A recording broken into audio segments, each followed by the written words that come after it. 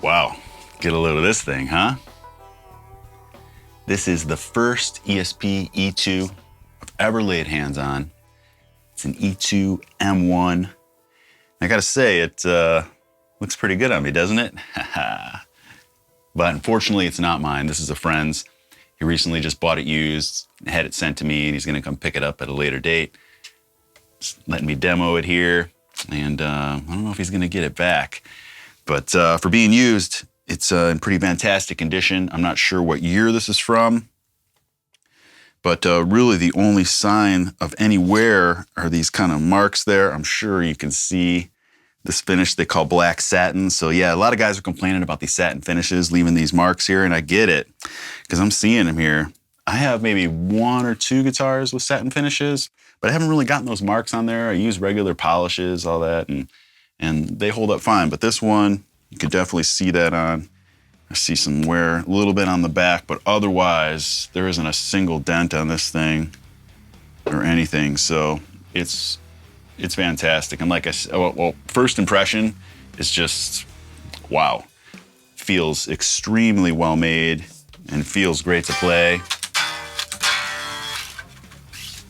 So in this video, we're gonna go over some of the specs here. I'm gonna talk about it. We'll hear how it sounds. Let's do that right now, as a matter of fact.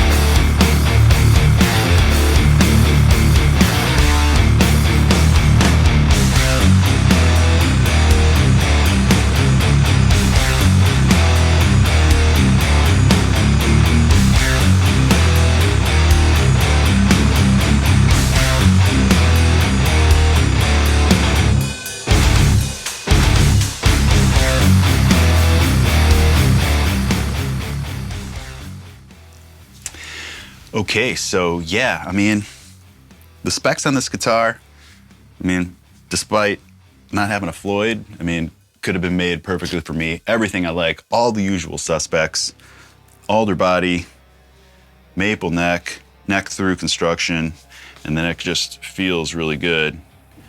I gotta say that the best part for me, I've never noticed this on any other guitar that I've played, but for some reason, right in here, this thing, whatever this is called, where the neck like meets the headstock, feels fantastic. It just feels great.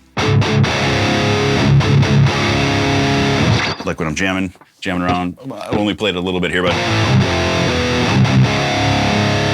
when I get into that area right there, it's just ultra comfortable. It feels just right. I don't know if that's the neck width or what. This particular neck is a thin U. Let's get a closer look at that there. Thin U, like I said, it just feels super, super nice. Ultra smooth. Yeah, you can definitely see those marks in this shot, huh? And so obviously that's from the hand rub in there.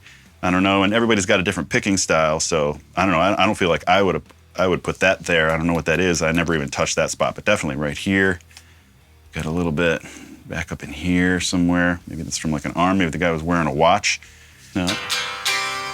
Ebony fretboard feels, it looks great. It's got that like almost plastic look that I like, where you don't see any wood grain. I really like that. And it's nice and hard. Like, I don't know, my favorite ebony boards are the ones like this that just feel like hard and dense, and just, this whole thing just feels extremely solid. Single 81 in the bridge position there. Goto, can never say that right, Goto bridge with the string through design. Like I said, I prefer a Floyd, but this feels really low profile. Feels great.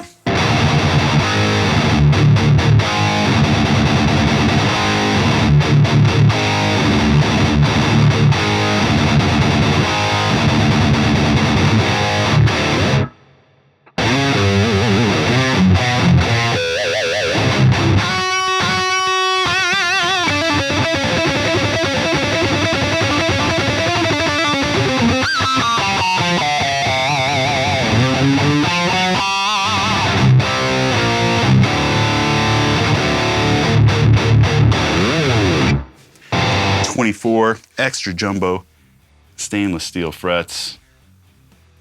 Comes with the strap locks, single volume knob, comes with a case. That's great. Most of the LTDs do not, unless you get like a signature model.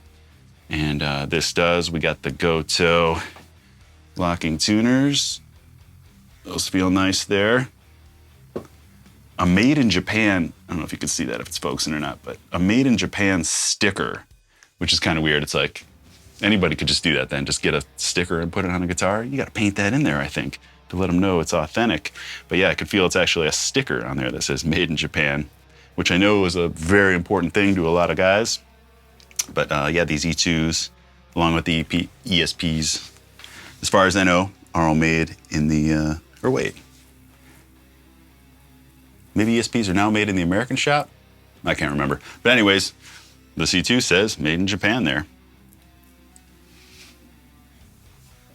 But it's got a solid feel. It feels really well made. As I mentioned, there's one thing about like, this isn't a bad thing at all, but there's something I noticed just playing around, just playing like acoustically. Like the resonance of it, like the way the guitar sounds acoustically and the way it feels reminds me of the way I think Matt DeVries MFA 600 Vipers feel. So I don't know if that's all Vipers or just Matt's. I'm a MFA 600 owner now, just over the past year or so. But over the years when I'd play Matt's Vipers, I'd notice that they just had a different feel and sound to them, even though I'm assuming they're also alder, maple neck, neck through, just all that kind of stuff. But they just had a different feel and sound to them. Like it was good, it was lively, and it was Matt. I associated that with Matt. Like he plays chords hard and picks hard and stuff, and it has like a. And this guitar has that. It feels, I can't even describe it, but if you know, let me know. If you know what I mean by that. Like the Viper to me has a totally different feel than any like, you know, my M's, M1000, my RA600s, really any of my customs, they have a different sound. I don't even mean through an amp, you know? Through the amp, you can't tell because it's kind of whatever amp you're playing.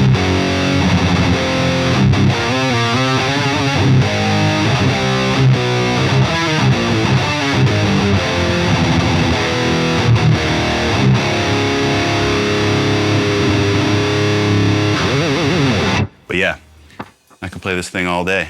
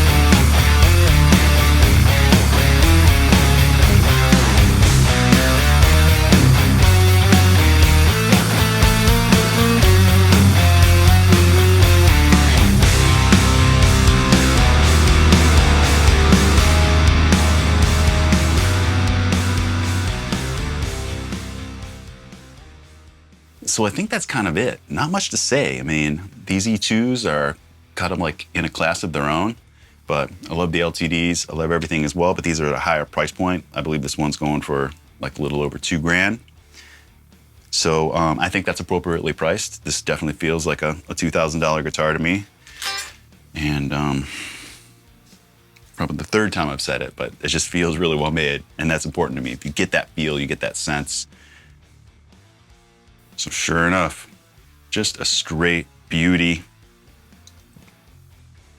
Like so many other guys out there, I wish it just said ESP or even LTD. We all got into the, you know, brand being LTD, and now there's another one, E-II. I just don't get it, like so many guys out there. But hey, I'm not the one building them and naming them, so it's not up to me. But, you know, at least it says ESP there. Very cool guitar. If you're interested in getting one of these, I'll have an affiliate link in the description box below where you can check them out on Sweetwater. Using that link is no additional cost or anything to you. It just lets Sweetwater know I sent you, and that helps me and the channel out a little bit. If you're interested in helping support the channel at all, you can do so by making sure you're subscribed, hitting that like button if you like the video, checking out some more of my videos, and checking out all the links in the description below to my guitar instructional DVD, my wonderful Patreon community. You can sign up for my newsletter, you can join the channel, all sorts of stuff. Just go ahead and read it. It's harder to find on mobile, which I think is annoying. But you know, you just kind of click that little more button, I think it is, and there's a whole skew of things in there that I think you'll find interesting. I'm Rob Arnold, appreciate you watching, and I'll see everybody on the next one. At least I hope to.